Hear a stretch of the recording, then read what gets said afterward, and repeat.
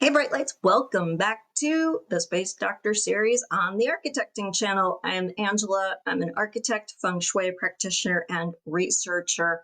And I've made my career all about studying the science of design for well-being so you don't have to. All you have to do is subscribe to this channel and you will get notification of thoughtful weekly videos that demystify a lot of complex theories about behavior, about psychology, about sociology, about brain science that are going to help you improve your quality of life through the spaces that you are in. And don't worry, if you are not a design professional like me, it does not matter.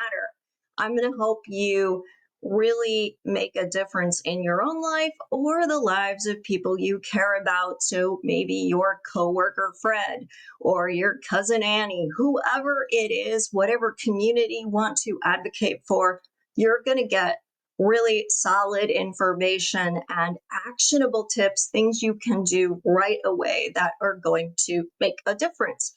Do this using my deck, which has two parts. Foundational concepts, those are the things that are core to creating well-being or dis-ease in our lives. And what my research shows are 5 core theories that make up the aspects of salutogenesis. And each of those aspects are kind of treated like they have an ACE, which is the main theory, and a whole suite of other theories that help better inform that core theory. These are also associated with the feng shui elements, which help only to deepen our understanding. I love that they really matched up so well. So every single week, I shuffle the cards and I really set an intention that what comes up will be what we all need to hear for the week.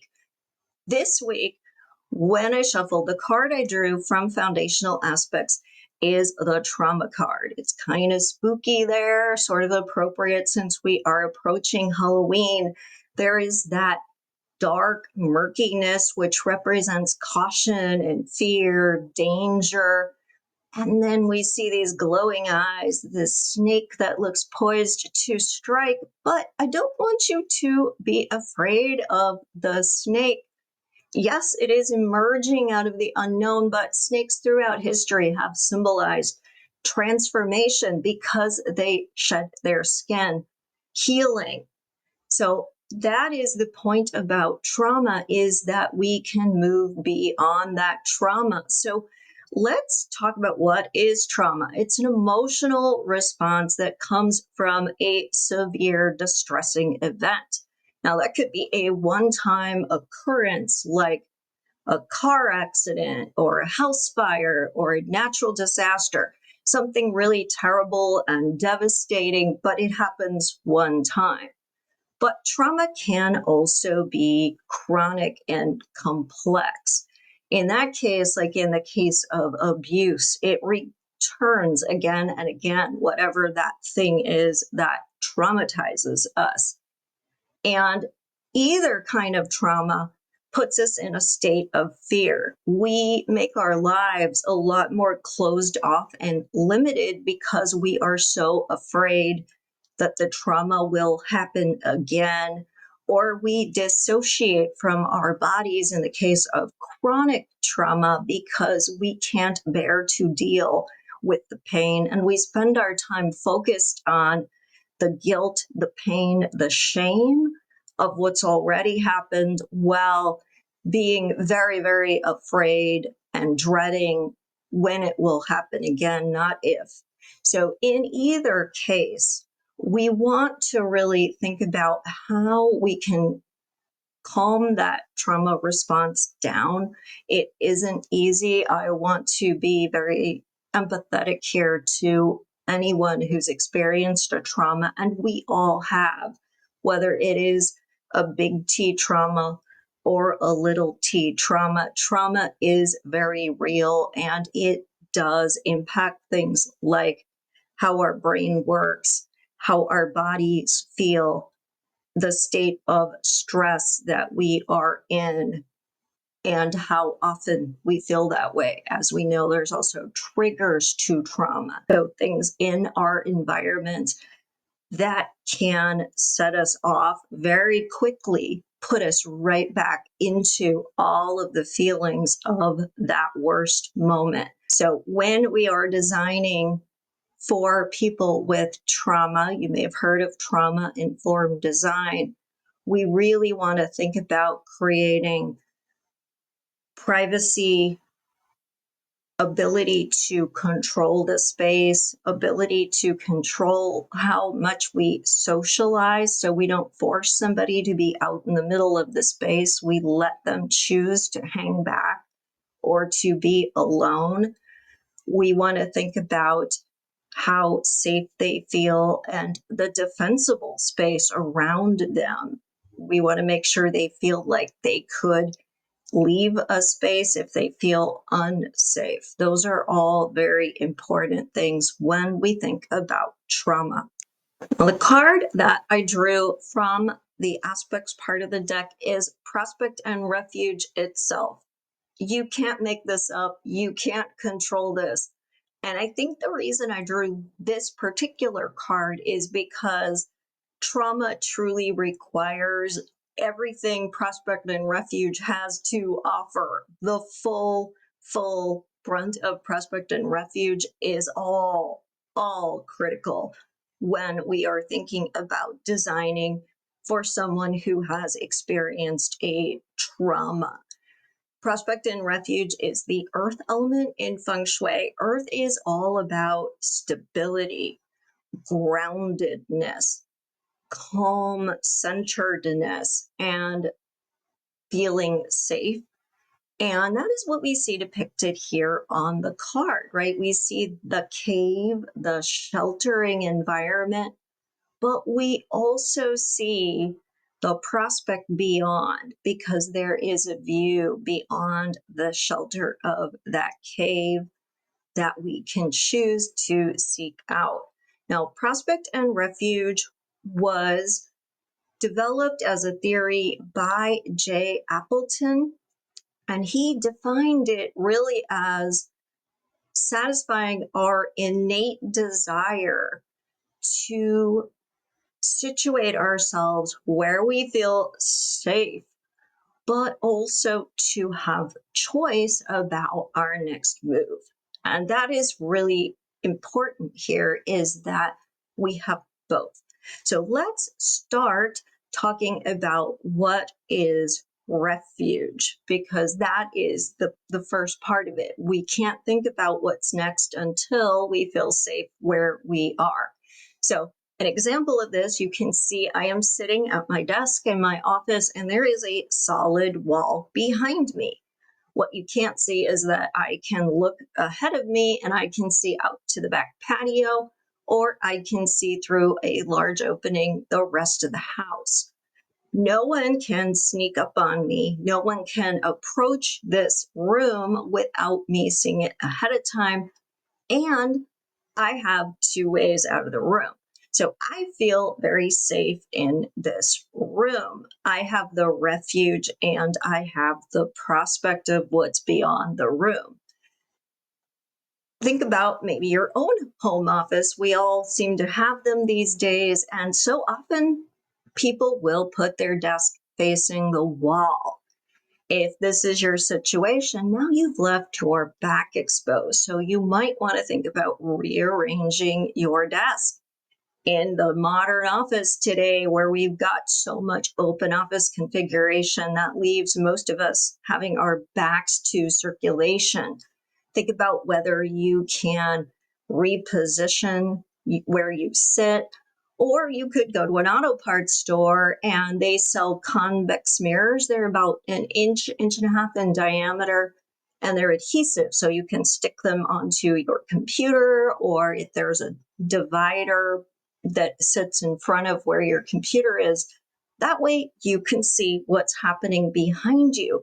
Nobody's going to inadvertently startle you because they needed to walk up to you and ask a question. That happens so often, right? And it keeps us hyper vigilant. So try one of those two strategies to protect your back, to have awareness of what's approaching you, and see if it makes you feel calmer, centered, and more focused at work.